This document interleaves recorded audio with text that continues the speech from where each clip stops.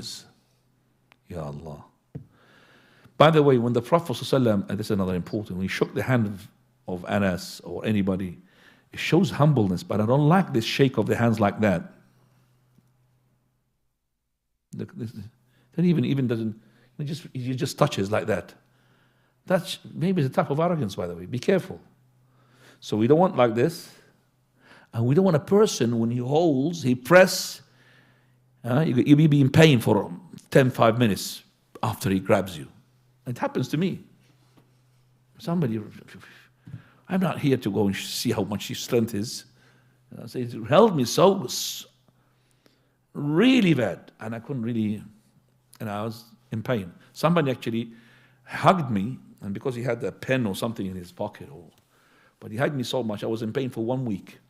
In here, in my, wallahi, 1 week. And every time he comes, please don't hug him. He said, I love you. I said, no, this love kills. I don't want that type of love. I don't know if he's listening now or not, but every time I put my hands in, it's still pain. Because that pen or something has really, I said, let go, it really pressed me. SubhanAllah, this is not love, akhi. So when you shake the hand, so I would shake like that, I'm holding, not pressing, and I'm holding. Because if you do it like this, Sheikh Al-Albani told me off. This is half shake. Because when I shook the Prophet, Sheikh Al-Albani, when I took like this, I was really fast to grab his hand.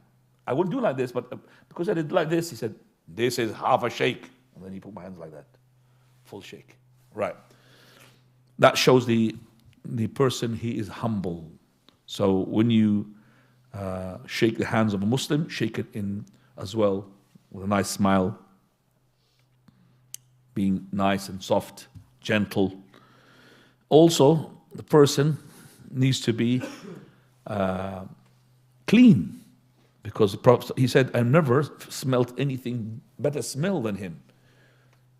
I mean, you don't want people to do like this for me because he's smelling horrible. Smell nice. The Prophet used to smell nice all the time. It's 10 years the Prophet has been. 10 years he always smelling nice smell. Okay, and also in this hadith, he says to be kind and not to be short-fused. Prophet Allah, 10 years, he never said to Anas radiallahu anhu, oof, that means, oof, I've got fed up of you. And nothing I have done, why did you do it? Because you did wrongly. Or something I should have done, you should have done such and such. Allahu Akbar. Yet I would say, this tells me, the Prophet of Allah did not do to Anas this.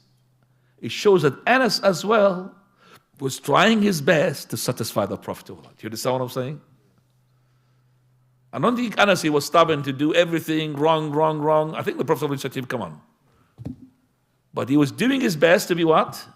Satisfying the Prophet of Allah. That's why 10 years, never said to him, oof, never said to him, why did you do this? You should have done that. Because he was doing what's supposed to be done. And he was not doing what's not supposed to be done. He's trying his best. That's Anas radiallahu anhu. Because if Anas did something that he needs to be told off, I think Prophet of Allah will not hesitate to tell him off, to teach him. Because he told a number of people off.